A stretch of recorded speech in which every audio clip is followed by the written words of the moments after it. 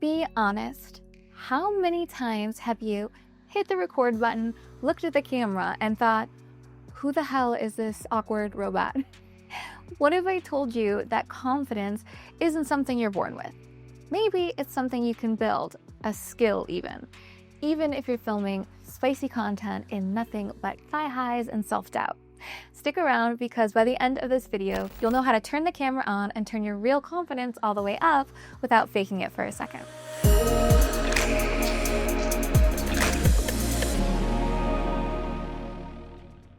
I used to spend hours filming the same 30-second clip because I hated how I looked, I hated how I sounded, how I just existed on camera.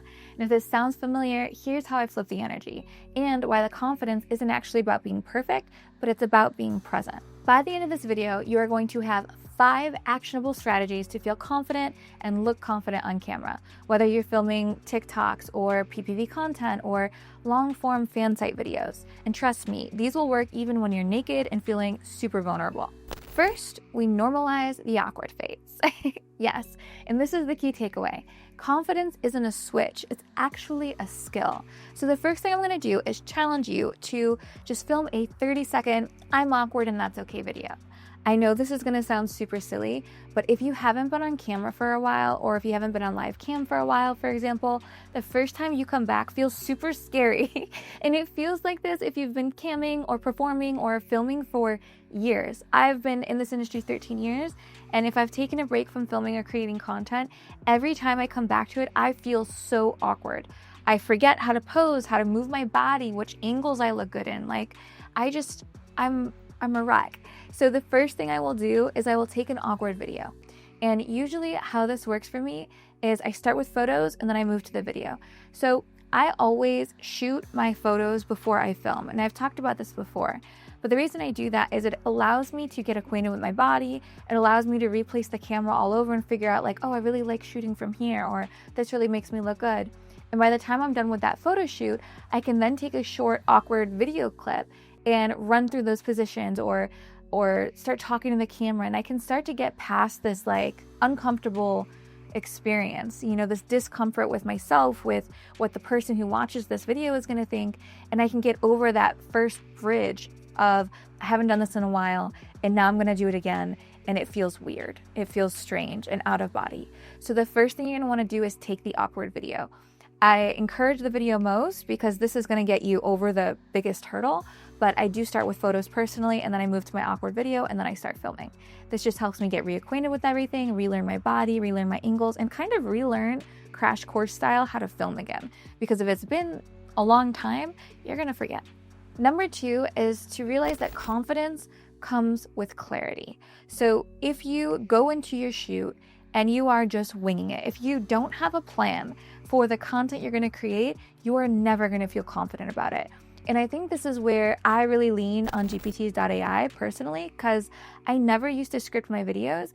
And the fact that I actually pre-script all of my spicy clips now, and I have it like teleprompter style to film when I'm going into shoot, it takes a lot of the discomfort out of what I'm going to do because I don't have to think about it. I can actually act it instead because everything I need to remember is there on the screen while I'm filming it. Now, the other part about confidence and clarity is you need to really have foresight about what you're trying to create. You should have a content calendar. You should know before you show up to film what you're wearing, what toys or props you're using, what the storyline is. You should have pre-read the script. You should have an idea of any call to action you have in the video or what hook you start it with. All of that should be pre-planned.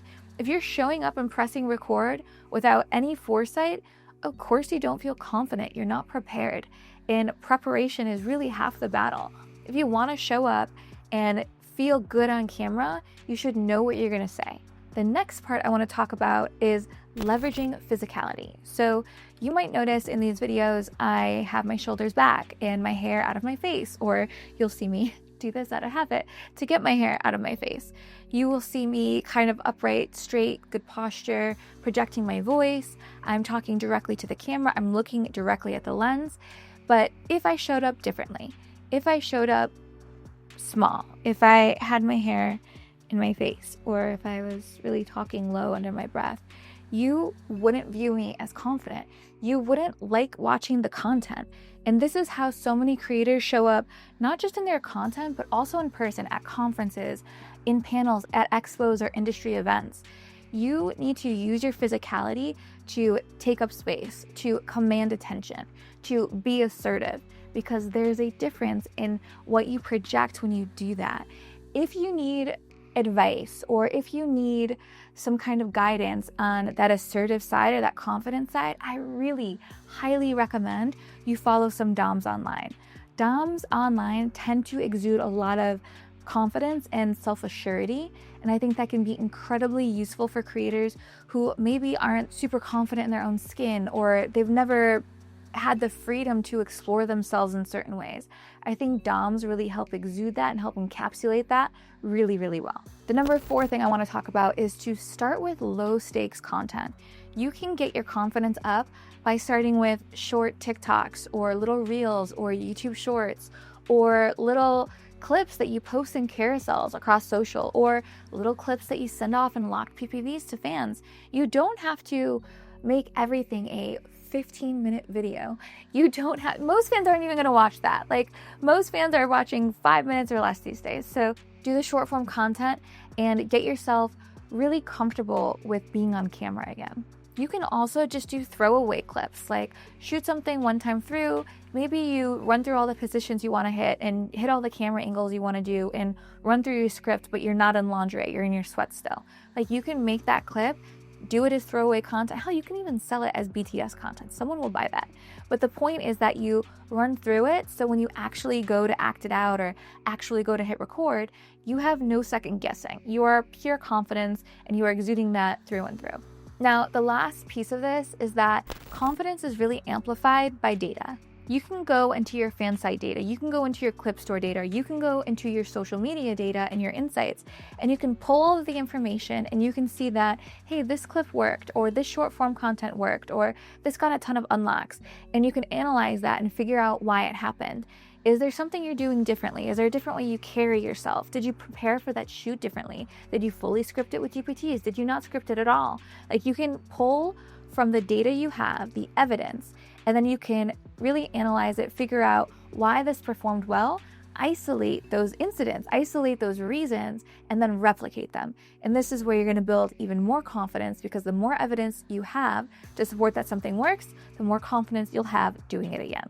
They are very much a feedback loop. The more you do something, like practice makes perfect. The more you do it, the better you get. The more you see results, the more you know what to do. It's a big cycle. So you have to keep this kind of wheel rolling, and it'll gain momentum as you do it. And that's the best part, because the more momentum you gain, the quicker it goes and the better you get. If this video helped you to rethink your on-camera presence, please hit that like, that bell notification, and make sure you're subscribed to the channel, because we put out tons of stuff like this all the time. And I want to be your home for all things educational to your business. I want to help you because I didn't have that help coming up in the industry, and it's really important that no one gatekeeps from you, the CEO Society, the CEO Squad. So if you like this content, please share it with a friend. It might be really useful, might be exactly what they're needing. And if you're not already, make sure you join the CEO Society. That's ceosociety.app. It is linked in the description below, and it is our free private creator-only community for creators just like you, wanting to learn quicker, make more money, and help support others in the community. So I hope to see you over there, and I will see you on the next one.